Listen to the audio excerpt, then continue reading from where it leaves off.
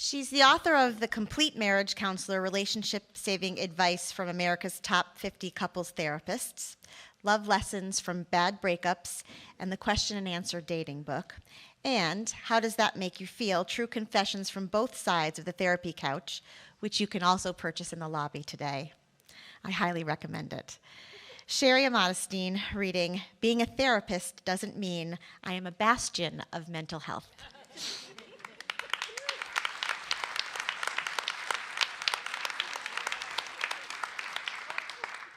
I'm also from the short but mighty school.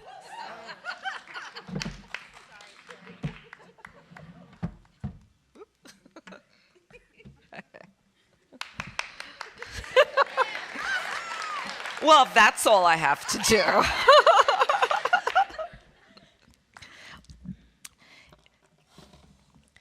Is that how you talk to your therapy patients? A Facebook friend DM'd me after I told him to stop posting inflammatory political commentary on my wall or I'd block him. I responded, you're not my patient. I don't have to consider your feelings ahead of mine. I've asked you nicely a few times to stop, but you haven't. So I'm laying down an ultimatum. Wow, you're some therapist, he cyber-sniffed. I am some therapist. I take my work very seriously and do the best I can. But in my off hours, I am entitled to express all my colors. These can include use of anxiety, depression, annoyance, jealousy, and large heapings of snarkiness. My Facebook connection isn't the only one who has expressed disappointment that in her private life, a clinician exhibits less than stellar mental health. Recently, during a phone conversation with a friend, I expressed half-mockingly my certainty that an upcoming medical test would find something wrong. She said, Sherry, you're a therapist. Shouldn't you have a healthier attitude? I explained, before I was a therapist, I was a regular person with issues. And I'm still a regular person with issues.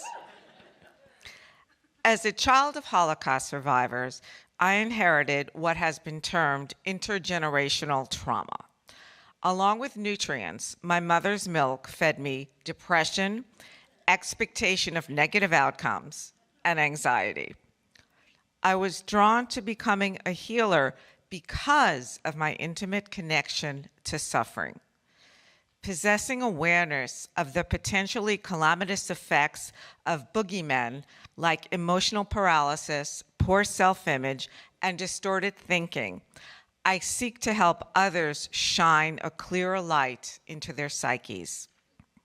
I don't luxuriate in personal neuroses at my patient's expense. I've put in my time on the couch. Carl Jung has rightly warned, only if the doctor knows how to cope with himself and his own problems will he be able to teach the patient to do the same. Only then. Since becoming a therapist, I've witnessed the stranglehold psychological demons have on so many, and how bravely people fight those demons while at the same time feeling ashamed of what they term their weakness. I've seen how prevalent it is to feel insecure, frightened, and emotionally needy, and what an effort it can be for depression sufferers just to rise from bed in the morning.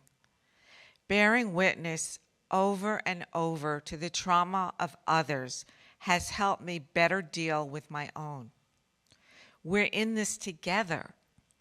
Humans are innately imperfect, yet more resilient than we imagine. It's dangerous to think of healers as paragons.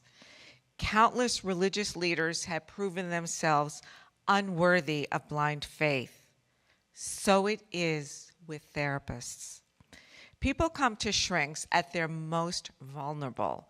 Whenever there is a perceived imbalance of power, there is an opening for unscrupulous behavior.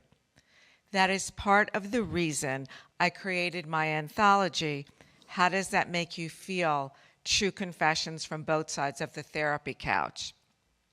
The book features 34 essays showcasing the shared humanity from the perspective of both the shrink and the shrunk.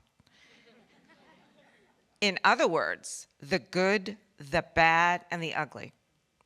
One writer disclosed how much she hated her terminally narcissistic patient and was secretly thrilled when Marcel, as she called her in the piece, terminated treatment.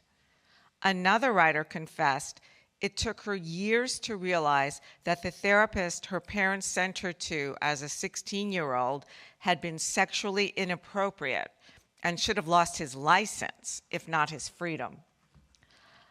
I believe the majority of shrinks are ethical and empathetic and try to uphold certain standards in their private lives. For example, I will fight the impulse to shout at a rude audience member making a ruckus in a movie theater. Everyone has a camera these days.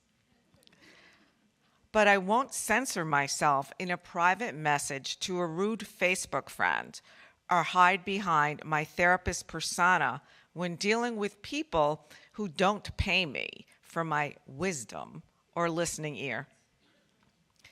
Being sane doesn't mean being saintly, but accepting my inner crazy. Thank you. Oh.